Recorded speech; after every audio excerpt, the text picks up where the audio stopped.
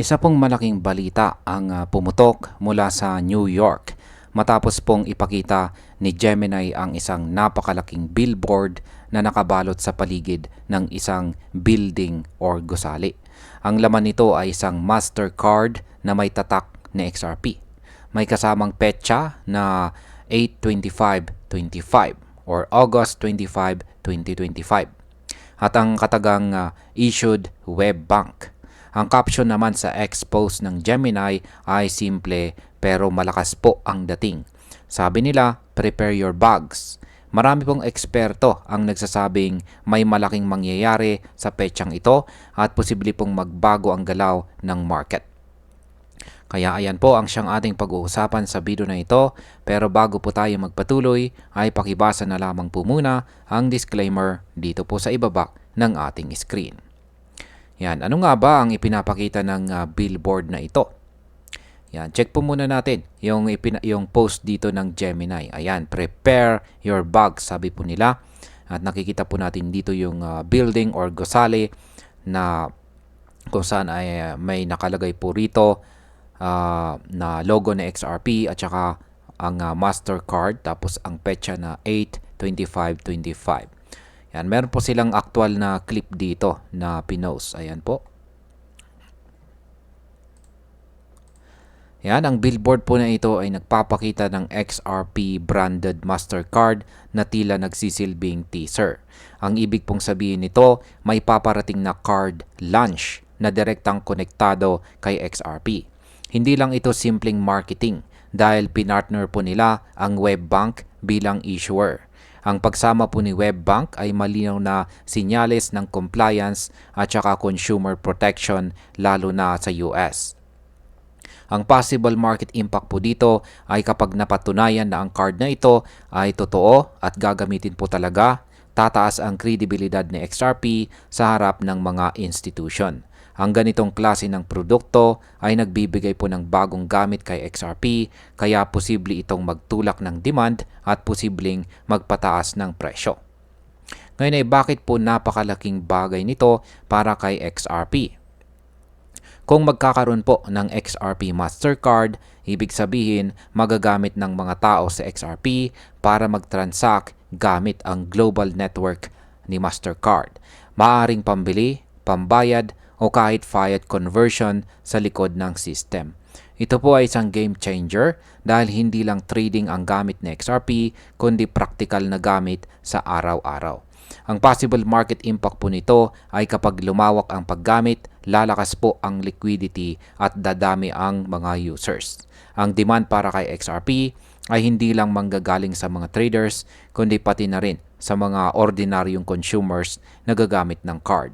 Mas mataas na demand ay pwede pong magtulak sa mas mataas na presyo. Ano naman po ang sinasabi ng mga eksperto tungkol dito?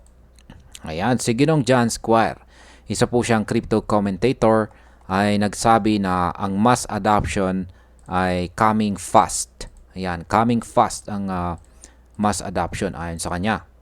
Dagdag pa niya ang petsang August 25 ay sabi niya ay could change everything. Ayan.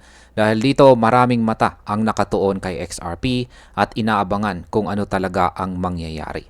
Kaya ang possible market impact po dito ay ang hype ay isa pong malaking driver ng presyo. Habang papalapit po ang August 25, pwedeng tumaas ang speculation at magdulot po ng bullish momentum.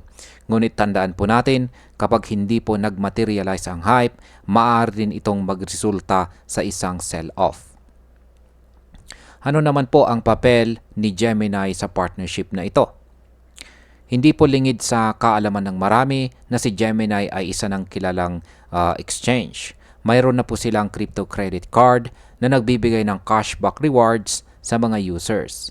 Pero ang teaser na ito ay tila nagpapakita na mag-i-expand po sila ng kanilang serbisyo kasama si Mastercard at may focus kay XRP.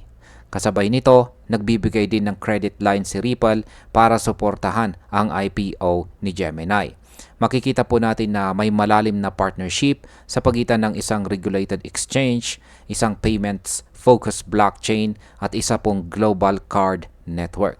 Kaya ang possible market impact po dito ay ang partnership na ito ay nagbibigay ng legitimacy kay XRP. Kapag nakikita ng institutional investors na kasama siya sa ganitong klaseng network, mas tataas po ang tiwala at mas malaki ang chance ng institutional adoption. Ano naman po ang ibig sabihin ng involvement ni WebBank? Si WebBank ay kilala sa pagiging partner ng mga fintech companies para sa consumer credit cards. Ang kanilang papel dito ay nagsisiguro na compliant po at protektado ang mga consumers na gagamit ng XRP Mastercard. Kaya ang possible market impact po nito ay ang regulatory compliance ay laging malaking bagay. Kapag malinaw na legal at protektado ang product, mas maraming users ang magtatangkilik. Ito ay magpapalakas po ng tiwala kay XRP at magbibigay ng matibay na suporta sa presyo nito. Yan, ano naman po ang maaaring mangyari pagsapit ng August 25? Ayan, pinakamalinaw na interpretasyon po dito ay ila-launch po ang isang XRP Mastercard. Pero bukod dito, maaari ring may kasamang dagdag na serbisyo tulad po ng loyalty programs, remittance options, o settlement functions.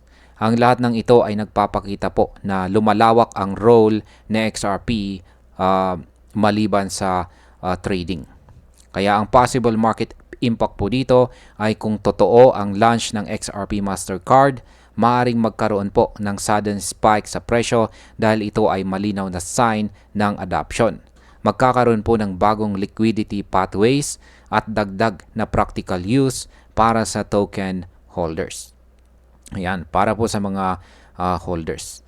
Bilang panghuli, kung titignan po natin ang lahat ng sinyales, malinaw na si XRP ay papasok po sa mas malalim na mainstream integration. Hindi lang ito hype dahil may kasamang mga bigating mga partner tulad po ni na Mastercard, Gemini, Ripple at saka WebBank. Lahat ng ito ay nagpapakita po ng matinding suporta sa future o hinaharap na XRP. Ang tanong ngayon ay kung paano po tatanggapin ng market ang balita sa mismong August 25. Kung magiging maayos po ang launch at magagamit agad ng mga users, siguradong tataas po ang adoption at posibleng sumabog ang presyo ni XRP. Pero kung saaling ma-delay o kulang sa detalye ang announcement, posibleng magkaroon ng short-term na pagbaba.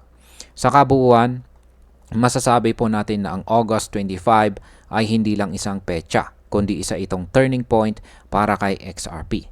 Kung tama po ang lahat ng haka-haka, makikita natin sa XRP na hindi lang isang asset para i-trade, kundi isang tunay na digital currency na ginagamit sa araw-araw. At ayan, hanggang dito na lamang po tayo sa video na ito mga ka-crypto. Marami pong salamat sa panonood. Ingat po tayo lagi at God bless po sa ating lahat.